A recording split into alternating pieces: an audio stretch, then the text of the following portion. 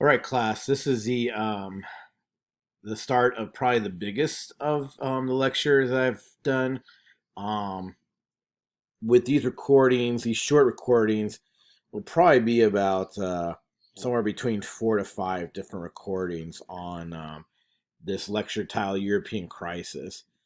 But it basically covers World War One, the aftermath of World War One, within the 1920s and 1930s, and then finally culminating with World War Two and its aftermath. So there's a lot that goes on, obviously, in the early 20th century. So we're going to cover that here. The title of the lectures is the European crisis. So it basically forces us to think about how this history class World Civ 2 is mostly revolved around the rise of the European nation state and the way this European nation state has affected the globe and the reaction of the globe to it. Now, with it being World War One and World War Two, for various reasons, these nation states then fight against each other, and by the time you get to the end of World War Two, Europe is no longer really in the driver's seat as manipulating world affairs. In fact, this is the world we've all been born into, where the United States is considered the top superpower in the world. That's we finishing up the class, basically talking about that. So let's talk about World War One then. So, as we talked about in the last presentation, World War One basically came into being because of things like militarism, imperialism, colonialism, nationalism, etc. All these different isms are basically used to describe how Europe ended up getting into a war just because of an assassination of the Archduke and his wife in 1914. And this was done by a Serbian nationalist. Now, the reason for the assassination and then the reason for the eventual war between different powers is that these European powers all had these alliances made up between them.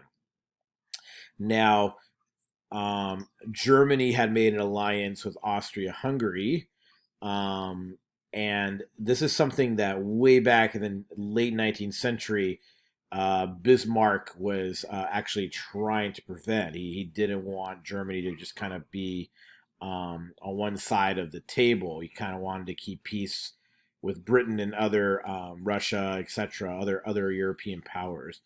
But that was for naught. He was basically, can't live forever. So the German Kaiser, on the other hand, was pushing more for German um, exceptionalism, and that kind of set them off against Britain. And Britain was enforced to build alliance with countries like France and then Russia. So all these alliances and these meetings among the Europeans and these little mini like conflicts from basically like the 1880s to like the 1910s. Um, these are all basically like movements on a chessboard as European powers are kind of strategizing, not really thinking anything in World War One would happen. Now, what eventually happens, this map will kind of show us, is that you have Germany here in the center with Austria-Hungary. So you got this big kind of like German bloc here. So let's talk about how these alliances came into being. So you can see Serbia's right here, little Serbia, and these are the Balkan states here. The Ottoman Empire used to used to control this territory or wield a lot of power over this territory. That's no longer the case. In fact, the Ottoman Empire is kind of a weakened empire, and so they're struggling for their own kind of existence. So what happens is that Russia is struggling for influence here, as well as Austria-Hungary, who has more direct influence.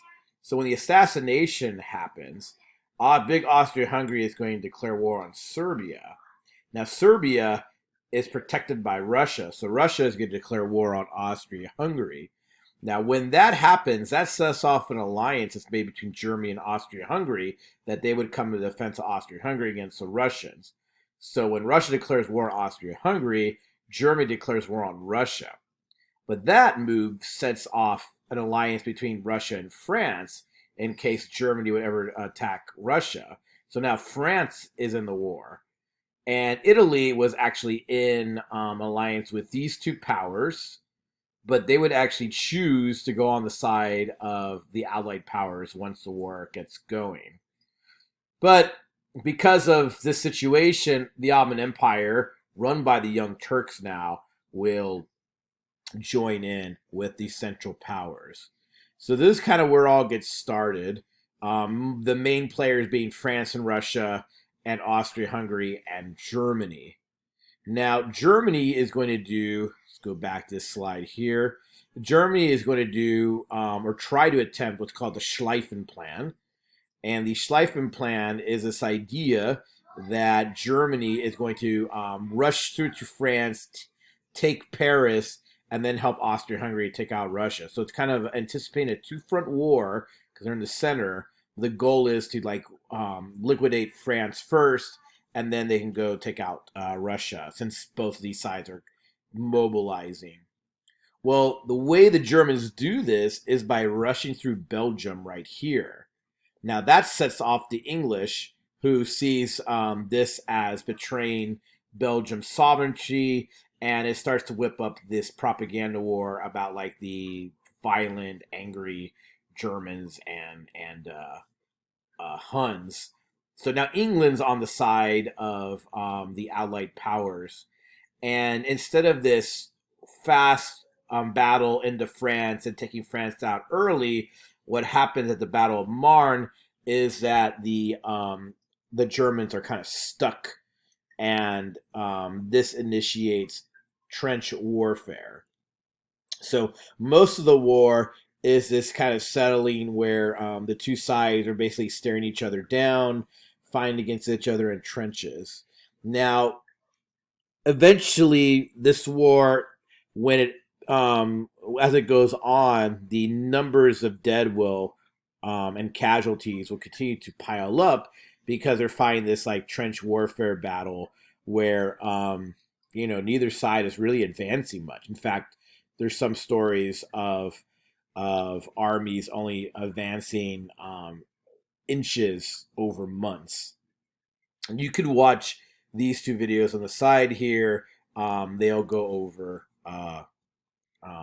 They'll go into some of the details about the trench warfare, specifically the way that, or like at the Battle of Verdun and Somme, where the officers are like, "Hey, let's just go for it," and they send this big contingent of men to attack a trench, and they just get mowed down.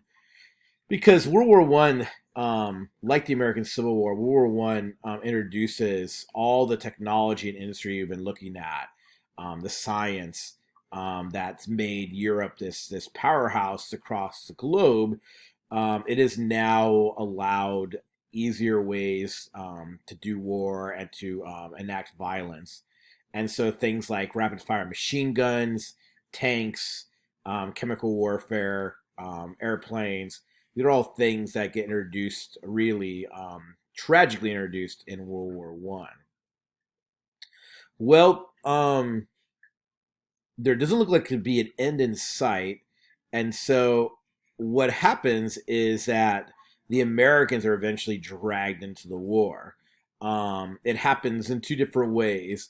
One, the German U-boats in the Atlantic Ocean are starting to threaten, pretty much all movement in the ocean, and the U.S. is all about trade. So they want neutrality of the seas.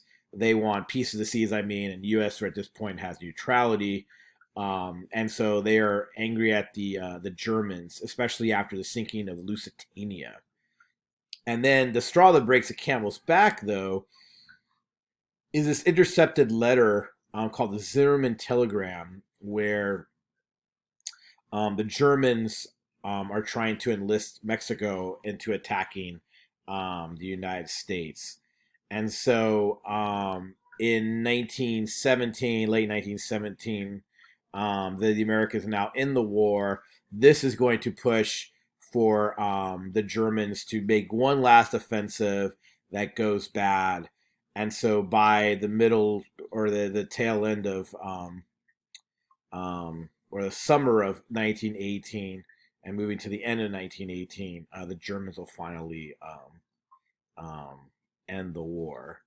So the war has tremendous ramifications for world history. Um, so some of them, well, the Germans wanted to actually sign some type of equitable peace, but that just didn't go the way they had planned. Within a few months, Woodrow Wilson, President of the United States, will come and give his 14 points to the at the Treaty of Versailles, and it's received well, especially from the smaller nations. But England and France are in the driver's seat, and they basically are going to make Germany take most of the blame, and pay for the damages of the war. Germany is kind of a hot mess. In fact, there is a communist revolt that happens there, but that's basically put down by the Free Corps, which are basically these German soldiers returned from the war who are trying to stop the Spartacist communist revolt. Um, there is this cartoon here kind of shows the American attitude towards Europe, where each of these European powers are basically have some kind of like particular aim in the war, and they're seeing a bunch of crying babies, and the Americans are trying to bring this sense of like League of Nations and open covenants, no more secret alliances. It's kind of what got the World War I started in the first place. These secret alliances made between the European powers. So Wilson wants to do away with all that kind of stuff, and it just doesn't go that way. The Germans are made the scapegoat. British and French will take over much of the colonial um, property of Germany. They will split up the Austrian-Hungarian Empire. The Ottoman Empire is toast. It becomes Turkey after this under Mustafa Kemal Ataturk. And so you have secular Turkey, secular modern Turkey. Kemalism is basically this idea that countries in the Middle East will now adopt a European modern secular nation state model for their countries. In the midst of all that, in the Middle East, the the historical event, the Armenian genocide, comes to light. This is a kind of a precursor to the Jewish Holocaust in Germany during the Nazis' reign. At least 1.5 million Armenians are killed through things like forced marches and just basically put into camps. And so genocide is a tricky term, but it basically means that you're trying to rid people because of ethnicity, religion, and things like that. So, in the midst of all of that, the attention does go to the Middle East, and you see finally the British and the French getting to deal with that Eastern question topic of colonizing this territory, and beginning to you see language, at least with the Balfour Declaration, 1917, language about a Jewish national state in the Palestinian area. So that'll be a real hot topic um, thing coming up.